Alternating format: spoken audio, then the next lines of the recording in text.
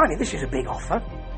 Now, AMW Appalachian Mountain Wrestling, who you know are having a bit of trouble with New South Wrestling, their head honcho, Tony Presley, who, it seems, according to this big programme, has a company that he wants to tell you about. Yeah, I'm not quite sure if it's a real advert or not during this 2-hour offer. 2 hours. They stopped doing the weekly show. It's on hiatus. It'll come back. But this is Summer Bash, and Summer Bashing, yeah, and it's rather good. It's 2 hours. I'm not going to do the whole thing today. I'll do some of it tomorrow as well. But beginning with the tag team gauntlet, which we've seen cause some trouble recently as teams are drawing their number from not even a little tombola. I think on one occasion a plastic cup. For the Appalachian Mountain Wrestling Tag Team Championships, and the Heat Seekers, we know, are out first. They're facing Adrian Alexander and Eric Porter. I think we know that Heat Seekers will win here. And Elliot from the Heat Seekers, that's Elliot and Sigmund from the Heat Seekers, comes in early with a punch, but there's an Eric Porter armbar. They, though, give us Adrian Alexander and Eric Porter give us a back elbow to Sigmund, but Sigmund gives us a suplex. Eric Porter won't quite tag Adrian Alexander at one point. I don't know why that is. I don't know whether he just missed it or what. Eventually gets it and walks into an Elliot slam and a Sigmund headbutt off the top. He'll do that a lot during this gauntlet, and I'm just worried about if he's all right, really. That gets the pin, and we've got Bo James, handsome Bo James from Southern States Wrestling, you see, and Corey Sparks, who's a younger gentleman, and they put on a gorge show. Really rather like this double hip toss. They get in and out very well. There's a Sparks drop kick. Sigmund gets an elbow from was it Sparks? And Sparks hits a desperation springboard cutter. As I say, I remember the time when you could just get through someone's legs and make that hot tag. Now you can't. But Bo James, when he gets in for the hot tag, gets hit from the apron on the back of the head. Elliot then gives him a boot, but actually you can see he just presses his foot into him. I mean, it's safe and snug, but you can see it. And then there's a flying headbutt again for the pin, which brings in Grappling Inc. or Wrestling Inc., as the commentators want to tell us. 2 AMW and 1 New South. You see, there's an incursion storyline, isn't there? So this is kind of AMW versus New South. And there's a very high... it's Troy and Boulder, by the way. Grappling Inc., not Wrestling Inc. The Heat Seekers do take it to them. A very high Sigmund drop kick. He chokes him with some tape. They are bad guys, really, you see, the Heat Seekers.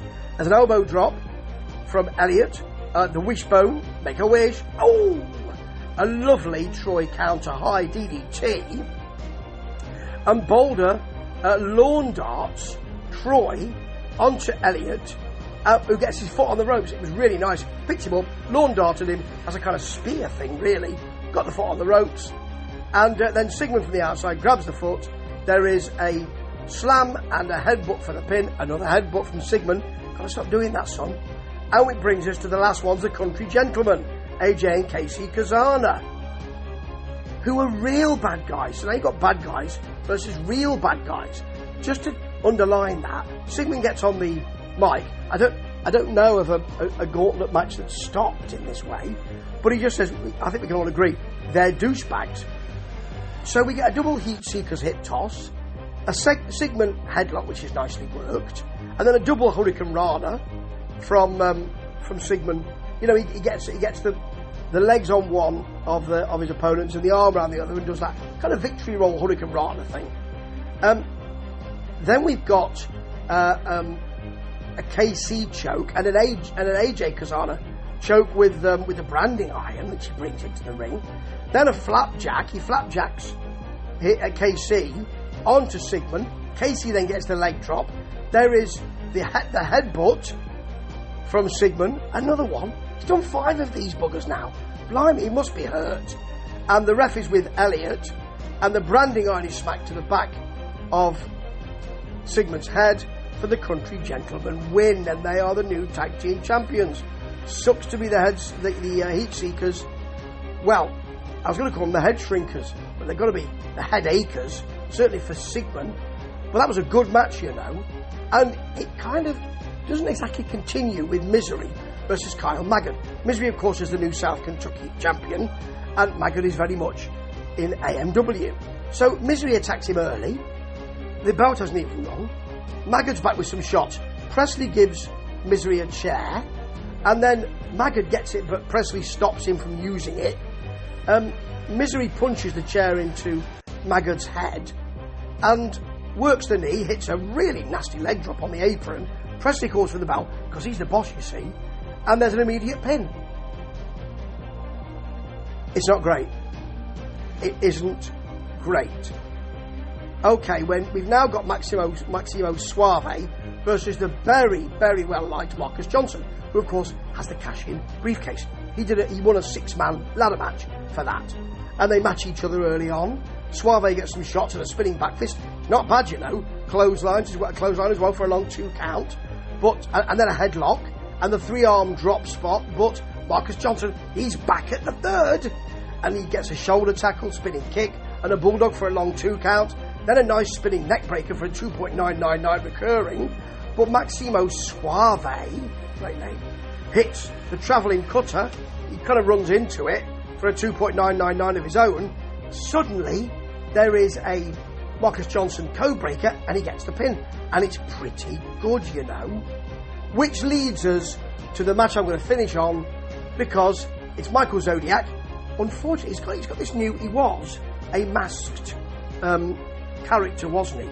And he lost the mask in a match to Misery, and now he's the Mad Taylor, isn't he? These are both British boys, because Mr. Costigan, Lord Costigan, as he says, the sophisticated scoundrel, the royal rogue, I gave him one of those folks, and he's using it, which is nice of him.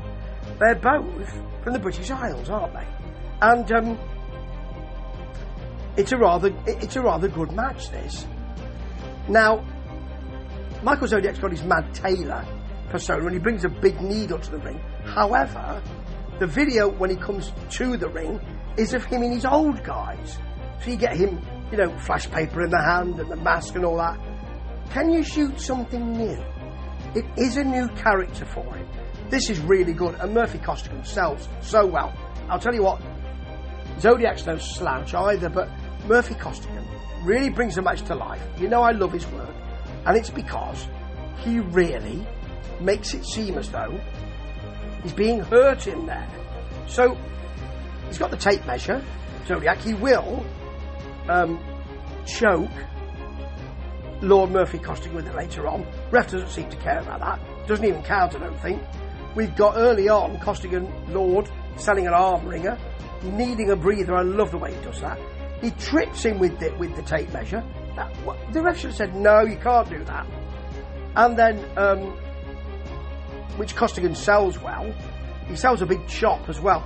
And the great thing is that he's always loading up with the Asiatic spike. He's got his hand taped, has the Mad Taylor Zodiac, and he's got the Asiatic spike, which is the thumb into the throat, you see, the side of the throat.